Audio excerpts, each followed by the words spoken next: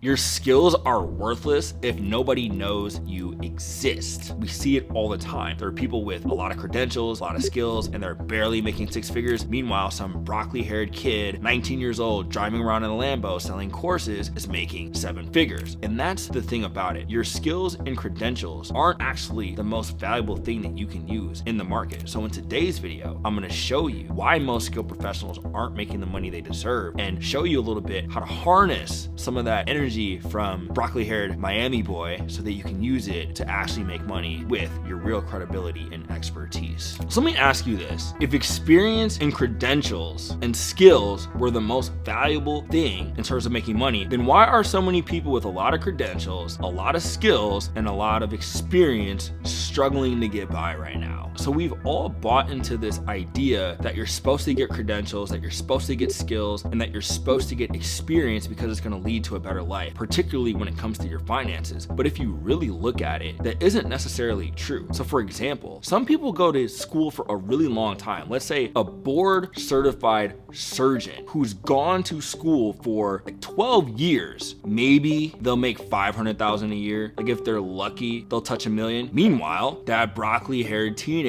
selling questionable business advice is literally making more money than a surgeon. And so what's the problem inherent in the way that people translate their skills? Well, a lot of the times it's not just the skill set that you have, it's the way that you market that skill set and your expertise and get people to pay attention to it. So of course, if you're a surgeon, you're not going to like build a personal brand about being a surgeon. Well, actually you can, but the money that you're making is directly attributable to the rates that you'd make in a surgeon, things like that. But for example, in a lot of different industries, you could have a skill set that's worth a lot more money, but because you're using the traditional ways of accumulating cash in that industry, you're capped on how much income you can make. But you could take those same skills, learn how to market them, learn how to package them, and then also learn how to get attention, right? So the goal isn't for you to be selling questionable advice that doesn't work, like our friend, the Miami horse boy with the broccoli hair, but it's to have the ability to self-promote and have the type of distribution that these delusionally confident teenagers have when they're marketing their products. So if you combine a real skill set where you actually know what you're doing with that same level of energy and self-promotion, you can make a lot of money. Society basically trains you against this. They train you to be humble, to be quiet, to sit in the corner and develop your little bucket of credentials so that you can maybe get your tiny slice of the pie 20 years into your career. But with this model, you can have success that's actually matching your value and you can make money a lot faster as well. And what can also happen is you can fall into this credential trap where you think instead of getting better at marketing your skills, that you should go get more credentials. You see this with people, like they're always going back to school, trying to get another credential, trying to get another certification. They think that they like continue to get better at the skill set. They think that that's the way that's going to help translate to their income, but it's only an incremental gain. The reality is they need to focus on marketing themselves and self-promoting their skills instead of continuing to pile up all these certifications. Like I honestly can't even tell you how many times I go online. Like I'll go look on LinkedIn or some of these places where these people were like, oh, I got these years of experience. Oh, I'm a ICF certified coach. They have like a string of letters next to their name, right? They're broke. They're not making any money. They're just stacking certifications, but they refuse to promote themselves. And so they get lapped by people who are able to do so. And so you want to get out of that trap where you're continually trying to add more credentials, because credentials aren't the things that actually lead to getting money. And they're not even really the reasons why people will buy from you anyways. So get skilled enough to help people, but then move past the credential stuff ASAP. So now that we've talked about the whole credential trap, let's talk about some of the psychological reasons why people who actually have a lot of skills and actually are more deserving of the money, why they actually struggle to make it, while some less qualified people make 10 times more money than them. So Charles Bukowski has this quote, and he says, "The problem with the world is that the most intelligent people are full of doubts, and the stupidest people have the most self-confidence." And that's kind of true, right? So there's almost this correlation between how smart you are and how much you have a tendency to overanalyze and overthink things. So the reason why people less qualified than you, people who are dumber than you, make more money, is because they're just not smart enough to know that that wasn't an option for them. They don't overthink things. They just move straight into action. So there is that saying, like, ignorance is bliss. And when you are someone who has a lot of credentials, has a lot of skills, usually this means you're a high IQ person. And the problem with having a high IQ is that you're very good at analyzing patterns, and you're very good at anticipating what might go wrong. So a lot of my clients who I work with who are the most intelligent, they're usually the ones who tend to nitpick every specific aspect of what's going to happen before they take the action, because they're real good at assessing what may or may not go wrong. So what I basically have to do is I gotta train them to be a little bit dumber. I gotta train them to think a little bit less and to start taking more action. And kind of the ugly truth behind it all is that the world and society doesn't value skills and credentials as much as it values confidence and certainty, right? People who seem the most certain of themselves tend to get the promotion, they tend to win the business, they tend to get the deals, right? So the reason why some broccoli-haired kid with no real skills makes a bunch of money is because he's just delusionally confident. He just doesn't anticipate that failure is a thing that can occur to him. He thinks he's invincible. So again, the solution isn't to overestimate your self-worth like the Miami course seller, but it's to understand that you have to self-promote and exude a certain level of confidence and put that out into the market to sign clients. And that literally the level of your skill set is in fact not the most important thing. It's your ability to confidently package and promote that skill set that matters more. And so this next reason why a lot of skilled professionals don't succeed, it's actually this sort of pernicious mental thing that's going on in their minds that prevents them from making money. And they think it makes them better than other people, but it's actually holding them back. And so what most skilled professional people will do is they'll begin to sort of mock the people who are self-promoters, right? So I see this happen online all the time. There's people who do have a lot of credentials, they are successful, but they're not winning like Miami course boy or the 24-year-old life coach or these other people who are just really good at creating content, really good at marketing, really good at self-promotion, and are just lapping them financially. And they'll start making fun of them. They'll start poking little jabs at them on social media. I see this all the time, especially like on LinkedIn. A lot of crabby people on LinkedIn, dude. I don't know what the thing is, but like they'll start mocking the other people and like making fun of. It's like I'm making fun of Miami boy, like kind of in jest, but like they're doing it in a sort of malicious way, right? So like their entire strategy is just like complaining about other people. And it's just sort of like woe is me, sort of pathetic, sad attitude that keeps them broke. When instead they should say, hey, what is Miami course boy doing that I could incorporate into my own business? And here is the psychological phenomenon that ruins most skilled professionals. They think they're above sales, marketing, and persuasion. They think it's beneath them. They think because they are skilled that everyone should just bow to their feet and just pray to the altar of their credentials. And God forbid that they have to learn how to actually reach out to other people and make themselves known and advertise. And if you don't get over this, you are going to struggle mightily, because one of the things that you have to understand is that it actually requires a lot of intelligence, a lot of savvy, and in a way, even some of these dumb competitors that you're speaking of, the skill of learning how to market, persuade, and sell takes energy and effort. Like, make no mistake about it. Those people are putting in work. And so you should respect that, and you should learn to emulate the parts of it that are important. And that is learning how to court attention, learning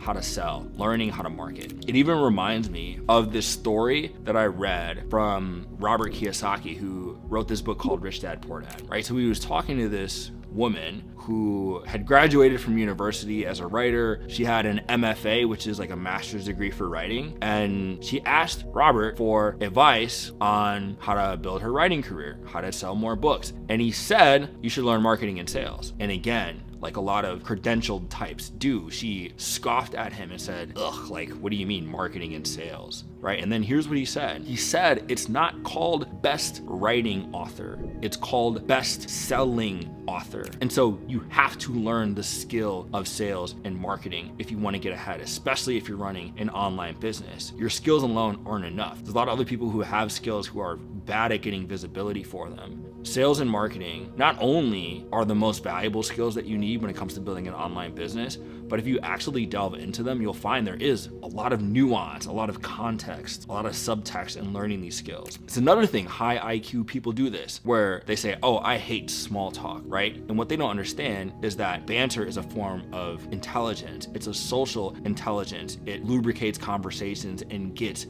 people to like you. So very much in the way a lot of high IQ people struggle with social skills because they think they're above quote unquote lowbrow banter. A lot of high IQ skilled credentialed people suck at business because they look at sales and marketing as lowbrow activities that actually carry a similar form of intelligence that gets your audience, your clients, and your potential customers to like you. So stop thinking you're above sales and marketing and start learning it if you want to make more money. All right, so once you've figured out that marketing piece, this next step is going to be really important because it's going to help you put your marketing out there into a world that's going to actually be receptive to it so that you can sell.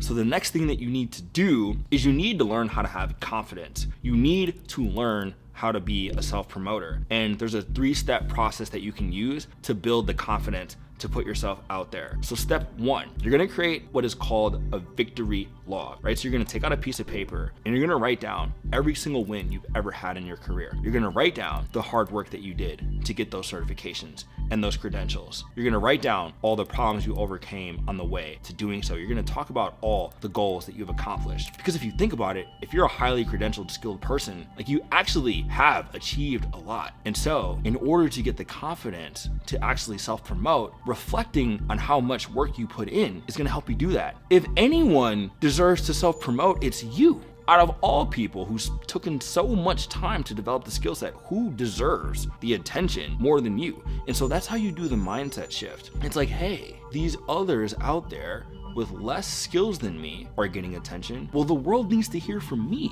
because I have done X, Y, and Z. And so you could use that victory log as a way to give you the confidence. And the next thing you're gonna do is you're gonna look at the combination of everything you've ever done, your approach, your skill set, and you're gonna construct an argument as to why your unique approach, as to why your experience, as to why your skill set is gonna be valuable in the marketing world, in the marketplace. And so take everything that you've accumulated over the years and start constructing an argument. Case in point, I had a client who was a corporate recruiter turned career coach. Well, we constructed her positioning by saying, hey, unlike a lot of other career coaches, you actually really genuinely were on the other side as the recruiter. So you have the sort of insight that a career coach who was on the other side, right? So most career coaches become career coaches because they were really good at getting jobs for themselves, but not as many are the people on the other side of the resume giving that advice. And so that's how we created her unique edge in her positioning. And so you want to start constructing an argument of why your approach is going to be different based on your experience. And then the last thing you're going to do is you're going to literally practice articulating your value with certainty. You're going to practice your sales pitch and your sales argument. You're going to look in the mirror and command a high price and take yourself seriously. You're going to start communicating with more certainty in your marketing, more conviction in your voice when you speak to other people.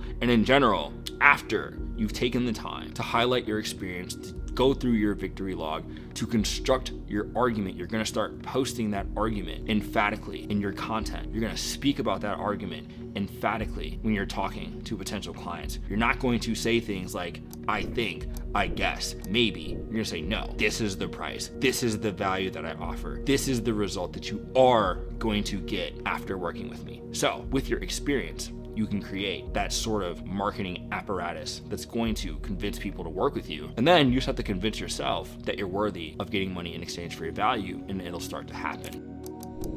And so this last part is this final little mindset shift, this combination that if you do this, you will make a lot of money and you'll make the world a better place because you do actually have skills to provide. So the final thing you need to do is you need to combine your real world expertise, your deep well of knowledge with the confidence, the almost delusion, and the bold, aggressive marketing tactics of the Miami course guru, right? Because you have something that's a real value to the world. And so your shameless, aggressive, bold marketing is going to actually acquire clients with which are going to actually benefit from working with you. I actually have a friend of mine named Marcos. He runs a ghostwriting agency, and I actually saw him post on Twitter the other day. And he said, if you really have something of value to provide, you should be doing everything in your power to get as many people to know about it as possible. So that's his whole thing. He runs a viral marketing agency for Twitter and LinkedIn. And so a lot of people who have skills, they're kind of hiding from the world. They're not telling enough people about it. And he markets boost their businesses for them by really helping them shamelessly promote, using those viral frameworks to get attention. So it's like, if you have value to bring to the world, it is your kind of ethical responsibility to get eyeballs on it. So use some of the tactics by, let's say, less qualified people who are better at marketing and promotion, combine them with your real skill set, and then you're gonna make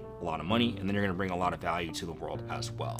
So now that you understand kind of the why as to why most skilled professionals are broke, now you need a little bit of the what to solidify it and actually turn it into a sustainable business model. That's why you should watch this next video that talks about how to double your income without working more hours. It's gonna show you how to build an offer. It's gonna show you how to price it in a way that's divorced from your time and it's all about your value. And it's gonna show you how to roll that offer out so you can start signing new clients at a better price point immediately. So go check out that video, get the techniques to build your offer and sell it, and I'll see you on that one so you can learn those techniques that will help you really solidify this strategy and make more money.